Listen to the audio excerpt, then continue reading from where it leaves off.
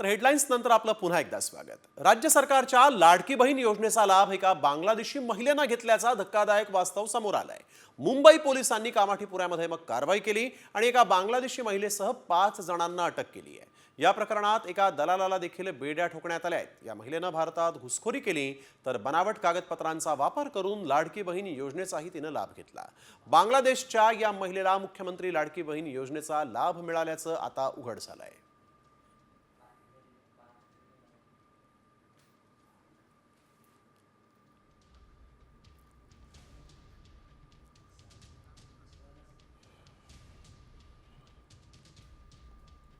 मुंबईच्या कामाठीपुऱ्यातून 5 बांगलादेशींना अटक करण्यात आली। अटक केलेल्यांमध्ये एका बांगलादेशी महिलेचाही समावेश होता। बांगलादेशी महिलेनं लाडकी बहीण योजनेचा लाभ घेतल्याची माहिती समोर आली। एजंटकडून बनावट कागदपत्र तयार करून तिनं या योजनेचा लाभ घेतलाय। तर मुंबई पोलिसांनी आता एजंटलाही बेड्या ठोकल्या आहेत।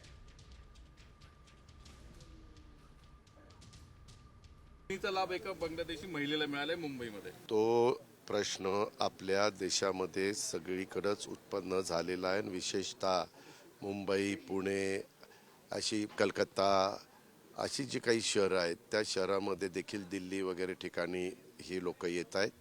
त्यांना शोधण्याचं काम आणि त्यांना परत पाठवण्याचं काम आपण सुरू केलेलं आहे। परवा सैफवर पण जो हल्ला झाला तो बांगलादेशीच होता। हे सगळ्या एकंदरीत तपासावरून सिद्ध झालेलं आहे।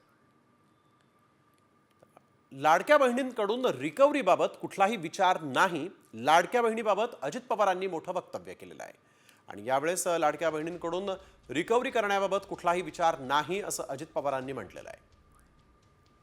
मागच्या वेळेस आम्हाला मर्यादित वेळ होता, त्याच्यावर लाडकी बहिणाचं आम्हाला आधार कार्डशी लिंकअप करायचं होतं।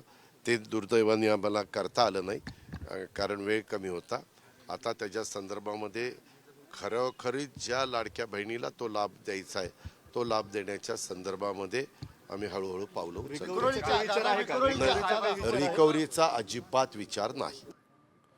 लातूरमधून एक धक्कादायक बातमी समोर येते। अहमदपूर तालुक्यातल्या ढाळेगाव या ठिकाणी एकाच वेळेस 4200 कोंबड्यांचा अचानक मृत्यू झाला आणि या कोंबड्यांचे नमुने पुण्यातल्या प्रयोगशाळेत पाठवण्यात आले। उदगीरमध्ये बर्ड फ्लूमुळे 100 ते 150 कावळ्यांचा मृत्यू झाल्याची घटना ताजी आहे। त्याच वेळेस अचानक 4000पेक्षा जास्त कोंबड्यांचा मृत्यू झाल्यामुळे खळबळ माजली आहे। 200 पक्षी मृत झालेले आहेत। प्रत्यक्ष पाहणी केली असता थंडी खूप प्रमाणात असल्यामुळे आणि लाईट गेल्यामुळे व त्याला उबदारपणा न मिळाल्यामुळे सर्व पक्षी एकत्रित एकावर एक चढून गुदमरून मेल्याचा प्राथमिक अंदाज वर्तविण्यात येत आहे। पक्ष्यांचे नमुने पुणे येथील प्रयोगशाळेसाठी तपासणीसाठी पाठवलेले आहेत। पक्षी मेले होते त्याचे शास्त्रोक्त पद्धतीने खड्डा करून चुना टाकून त्याला विल्हेवाट लावण्याची योग्य ती काळजी घेण्यात आलेली आहे। पुण्यामध्ये एका दुर्मिळ आजाराचा शिरकाव झाल्यानं राज्याची चिंता वाढलेली आहे। काही दिवसांपासून पुण्यात गुइलेन बॅरे सिंड्रोमनं थैमान घातलंय। रुग्णांची संख्या 22 वरून थेट 59 वर पोहोचली। 2 दिवसात ही संख्या दुपटीनं वाढली। 38 पुरुष तर 21 महिलांना आता या GBSची बाधा झालेली आहे आणि त्यातील 12 रुग्ण व्हेंटिलेटरवर आहेत।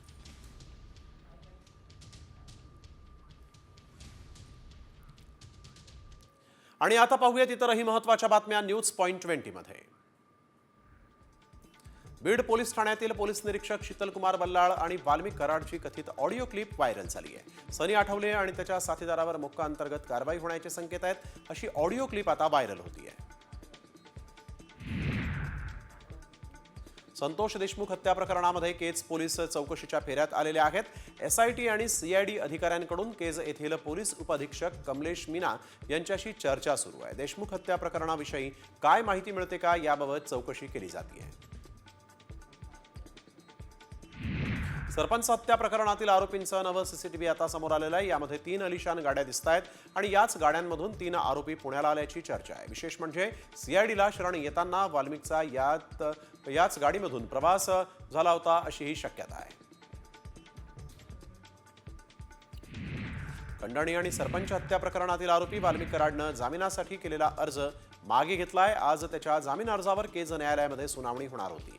मात्र त्याआधीच कराडच्या वकिलांनी जामीन अर्ज बिनशर्त मागे घेतला. संतोष देशमुख प्रकरणात न्यायालयानं हस्तक्षेप करावं या मागणीसाठी सामाजिक कार्यकर्त्या अंजली दमानिया यांनी मुंबई उच्च न्यायालयाचे मुख्य न्यायमूर्ती आलोक आराध्य यांना पत्र लिहिलंय. मंत्री धनंजय मुंडेंवरील आरोपांच्या चौकशीचे आदेश न्यायालयानं द्यावेत अशी मागणीही अंजली दमानिया यांनी केली आहे. राज्यात सध्या महायुतीत पालकमंत्री पदावरून नाराजी नाट्य सुरू असल्याचं पाहायला मिळत आहे. यावर वेगवेगळ्या प्रतिक्रिया समोर येत आहेत. कॅबिनेट मंत्रीपद हे देखील छोटं पद नाही. महायुतीमध्ये कोणी नाराज नाही असं स्पष्टीकरण राज्याचे क्रीडा मंत्री दत्तात्रय भरणे यांनी इंदापुरात दिलं. अजित पवार आणि शरद पवारांमध्ये बंद दाराआड चर्चा झाली. पुण्यात वसंतदादा सहकारी साखर कारखान्याचा कार्यक्रम होता आणि हा कार्यक्रम संपल्यानंतर सर्व नेते जेवायला गेले. मात्र अजित पवारांनी थेट शरद पवारांचं ऑफिस गाठलं. दोघांमध्ये 10 मिनिटं चर्चाही झाली. यावेळेस केबिनमध्ये शरद पवार आणि अजित पवार उपस्थितच होते. अजित पवार आणि शरद पवारांनी शेजारी शेजारी बसणं टाळलेलं आहे. वसंतदादा साखर कारखाना पुरस्कार सोहळ्यामध्ये सार्वजनिक कार्यक्रमात दोघेही एकाच व्यासपीठावर आले. मात्र कार्यक्रम सुरू होण्याआधी दोघांसाठी अगदी शेजारी शेजारी लावण्यात आलेल्या खुर्च्या. यानंतर अजित पवार आणि शरद पवार मात्र मधल्या खुर्चीवर सहकार मंत्री बाबासाहेब पाटील यांना बसवलं आणि ते दोघेही एकमेकांच्या शेजारी त्यांनी बसणं टाळलेलं आहे. उद्धव ठाकरे पुढच्या महिन्यात दिल्लीला जाणार असल्याची माहिती मिळते. अर्थसंकल्पीय अधिवेशनाच्या काळामध्ये ठाकरे खासदारांची बैठक घेणार आहेत. तसंच ठाकरे इंडिया आघाडीच्या नेत्यांना देखील भेटण्याची शक्यता आहे. मुख्यमंत्री देवेंद्र फडणवीस सध्या दावोसच्या दौऱ्यावर आहेत. तर जे करार वर्षा बंगल्यावर होऊ शकतात त्यासाठी दावोसला जाण्याची गरज काय असा सवाल ठाकरे गटाचे खासदार संजय राऊत यांनी केला आहे. राज्यात नवे जिल्हे करण्याचा कोणताही प्रस्ताव सरकारकडे नाही अशी माहिती चंद्रशेखर बावनकुळेंनी दिली. तर पुढील जनगणनेनंतरच नव्या जिल्ह्यांचा निर्णय घेण्यात येईल. तोपर्यंत काही ठिकाणी अप्पर जिल्हाधिकारी कार्यालय स्थापन करण्याची शक्यता आहे असंही बावनकुळेंनी म्हटलं आहे. रत्नागिरीचे माजी आमदार उद्या शिवसेनेमध्ये प्रवेश करणार असा दावा उद्योगमंत्री उदय सामंतांनी केलाय. ठाकरेंचे 4 आमदार शिंदे सेनेमध्ये प्रवेश करणार असल्याचं सामंतांनी म्हटलंय. त्यामुळे ठाकरे गटात नाराज असलेले माजी आमदार राजन साळवी हे शिंदेंच्या शिवसेनेत प्रवेश करणार का याकडे आता लक्ष लागलंय. चिखली विधानसभा मतदारसंघामध्ये आमदार श्वेता महालेंच्या नेतृत्वात भाजपच्या विस्ताराला एक नवा आयाम मिळाला. मतदारसंघातील शहर आणि ग्रामीण भागात महाविकास आघाडीला मोठे हादरे बसलेले आहेत. मुंबई इथं श्वेताताई महालेंच्या नेतृत्वावर विश्वास ठेवून मवियात या घटक पक्षातील पदाधिकाऱ्यांनी भाजपमध्ये प्रवेश केला आहे. विधानसभा निवडणुकीत सांगली जिल्हा परिषदेचे माजी सभापती तमनगौडा रवी पाटील यांची भाजपनं पक्षातून हकालपट्टी केल्याचं जाहीर केलेलं आहे. मात्र यावरून तमनगौडा रवी पाटील यांनी भाजपला खडे बोल सुनावले. जत तालुक्यामध्ये भाजप पक्ष वाढवण्याचा हा बहुमान आहे का असा सवाल तमनगौडा रवी पाटील यांनी केला आहे. रायगडमध्ये ठाकरेंच्या सेनेला मोठा धक्का बसला. महाडमधील स्नेहल जगताप भाजपच्या वाटेवर असल्याची चर्चा आहे. स्नेहल जगताप या माजी आमदार माणिकराव जगताप यांच्या कन्या आहेत. त्यांनी विधानसभा निवडणूक ठाकरे सेनेकडून लढवली होती. महाडच्या माजी नगराध्यक्षा स्नेहल जगताप यांच्या भाजप प्रवेशाची चर्चा सुरू झाली आहे. यावर मंत्री भरत गोगावले यांनी आपली प्रतिक्रिया देताना जगताप यांच्यावर टीका केली. काही लोक जेवणाच्या ताटावरून उठून हात वाळण्याआधीच दुसरं ताट वाढायला सुरुवात करतात असा टोला मंत्री भरत गोगावले यांनी लगावला.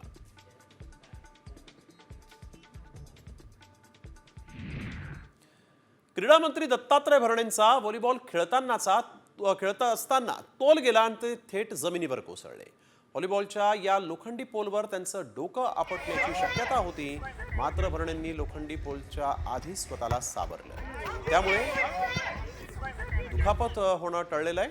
मावळमध्ये इंदिरा कॉलेज ऑफ इंजिनिअरिंगच्या क्रीडा संकुलाचं उद्घाटन भरणेंच्या हस्ते झालं आणि यावेळेस ही घटना घडली आहे.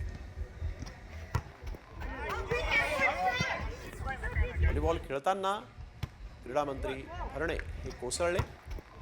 दुखापत होता सुदैवानं राहिली. स्वतःला सावरल्यामुळे त्यांना कुठलीही दुखापत झालेली नाही.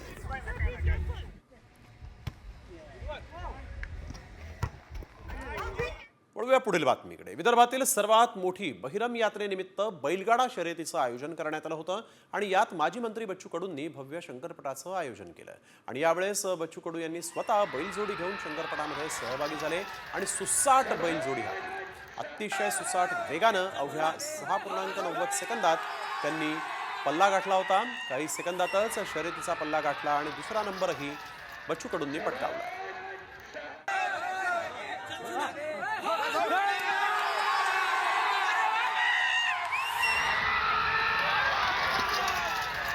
पाहूयात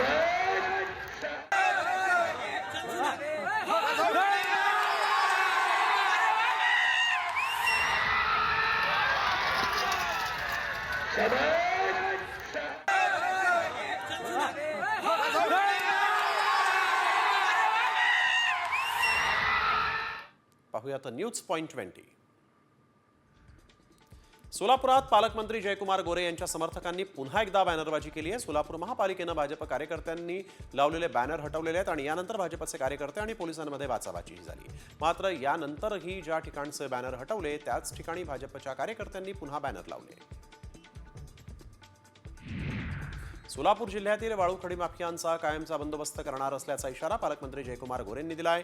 माडाचे प्रांताधिकारी प्रिया आंबेकर यांना वाळू माफियांनी गाडी अडवून धक्काबुक्की केल्याचा प्रकार समोर आला आणि त्यामुळे गोरेंनी वाळू माफियांना इशारा दिलाय. नागपूरचे काँग्रेस नेते रवींद्र उर्फ छोटू भोयर यांना आर्थिक गुन्हे शाखेकडून अटक करण्यात आली आहे. पूनम अर्बन क्रेडिट कोऑपरेटिव्ह सोसायटीतील 3.5 कोटींच्या गुंतवणुकीमध्ये घोटाळा झाल्याप्रकरणात छोटू भोयर यांना अटक झालेली आहे. न्यायालयानं 25 जानेवारीपर्यंत भोयर यांना पोलीस कोठडीमध्ये ठेवण्याचे आदेश दिले आहेत. डॉक्टर बाबासाहेब आंबेडकर आंतरराष्ट्रीय नागपूर विमानतळातील धावपट्टीच्या रिकार्पेंटिंगचं काम महिन्याभरामध्ये पूर्ण करण्याचा अल्टिमेटम केंद्रीय मंत्री नितीन गडकरींनी दिला होता. मात्र महिन्याभराचा कालावधी पूर्ण होऊन देखील धावपट्टीच्या रिकार्पेटिंगचं काम अद्यापही अपूर्णच आहे. त्यामुळे आता या प्रकरणी नितीन गडकरी काय कारवाई करतात हे पाहणं महत्त्वाचं ठरणार आहे.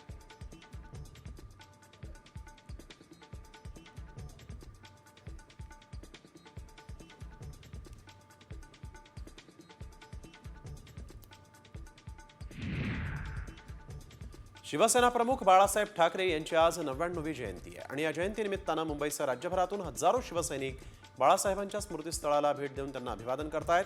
बाळासाहेबांच्या जयंतीनिमित्तानं स्मृतीस्थळावर सजावट करण्यात आली आहे. झूम मधील रेज युअर हँड ऑप्शनचा वापर करावा.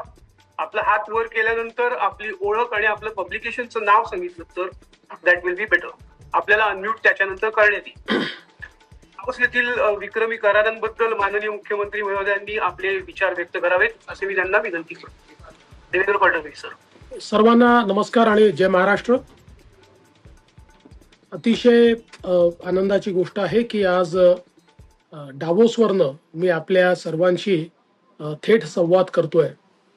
अगदी सुरुवातीला हिंदू हृदय सम्राट शिवसेना प्रमुख बाळासाहेब ठाकरे यांच्या जयंतीच्या निमित्ताने मी त्यांना माझी मानवंदना अर्पित करतो आणि आज या ठिकाणी आपल्याला संबोधित करत असताना देशाचे पंतप्रधान माननीय नरेंद्र मोदीजी यांचे मी आभार मानतो की डावोसच्या डेलिगेशनमध्ये मला त्यांनी सम्मिलित करून घेतलं.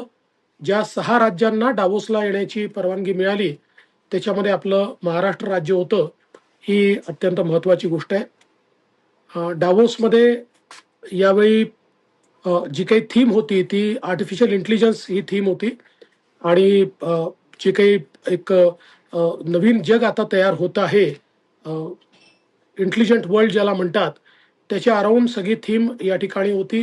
त्याच्यावर खूप चर्चा डावोसमध्ये झाली आणि त्याच्या खालोखाल जर चर्चा कुठली असेल तर ट्रम्प यांच्या नवीन विजयानंतरच्या ॲडमिनिस्ट्रेशनची आणि भारताची, या 2 चर्चा सर्वाधिक झाल्या असं सर्वांचं मत होतं. त्यामुळे भारताकडे पाहण्याचा दृष्टिकोन हा मला असं वाटतं प्रचंड मोठ्या प्रमाणात या ठिकाणी एक उत्सुकतेचा किंवा एक कॉन्फिडन्सचा आपल्याला पाहायला मिळाला. एक प्रकारे पंतप्रधान महोदयांनी जी काही भारताला एक लिडरशिप पोझिशन मिळवून दिलेली आहे त्याचं प्रत्यंतर या ठिकाणी आम्हाला पाहायला मिळालं.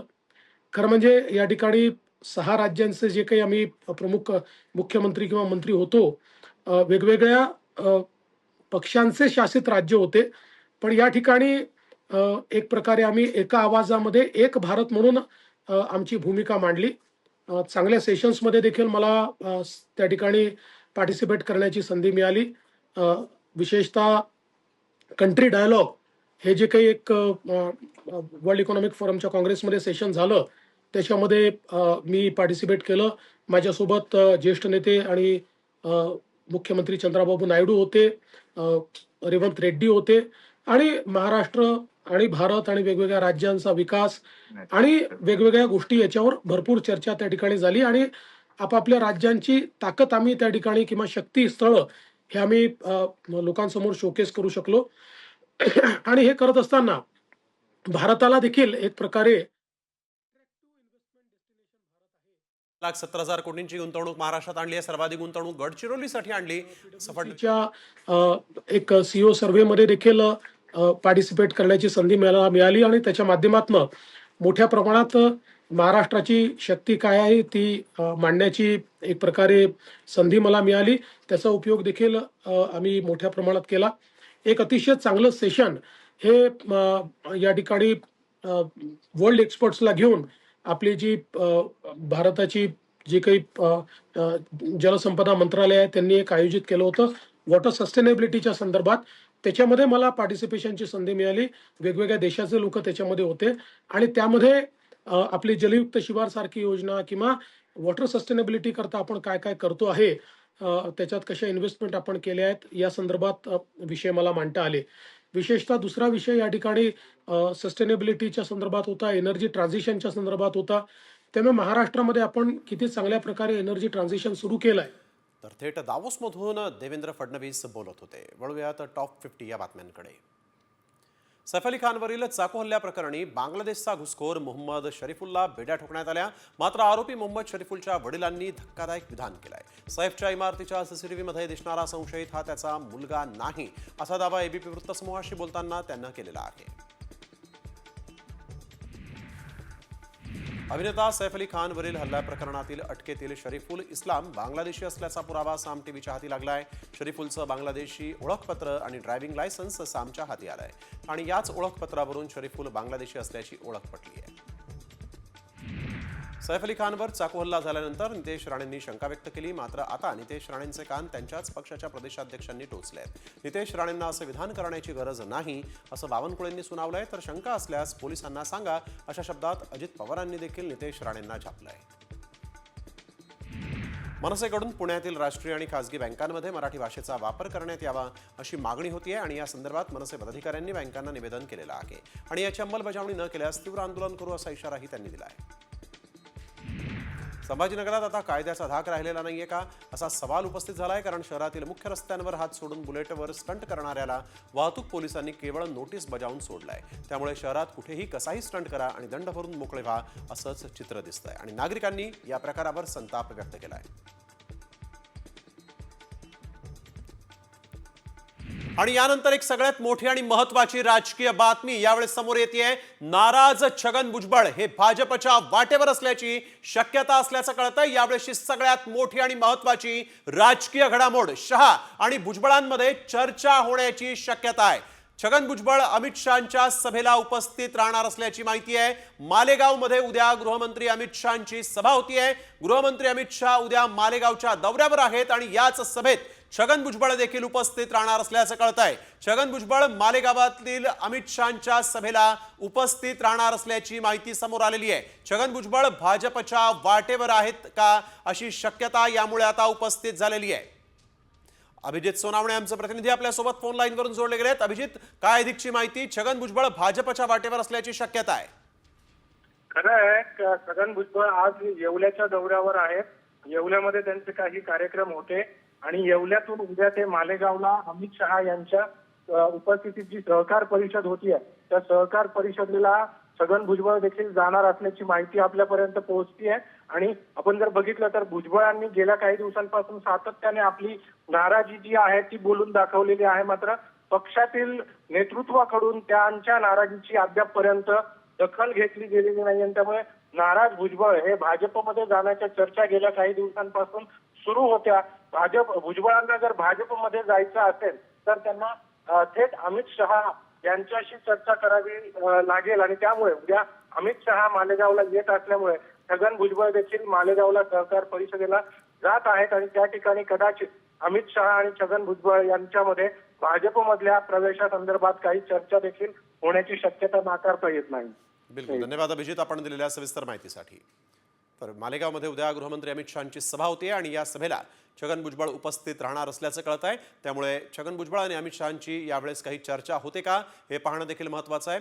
राष्ट्रवादी अजित पवारांच्या पक्षामध्ये छगन भुजबळ नाराज आहेत. मंत्रिपदावरून त्यांना डावलण्यात आलं होतं आणि त्यामुळे नाराज छगन भुजबळ भाजपच्या वाटेवर असल्याची चर्चा देखील सुरू होती. आणि आता अमित शहांच्या सभेला उपस्थित राहून ते अमित शहांसोबत काही चर्चा करतात का हे पाहणं महत्त्वाचं ठरणार आहे.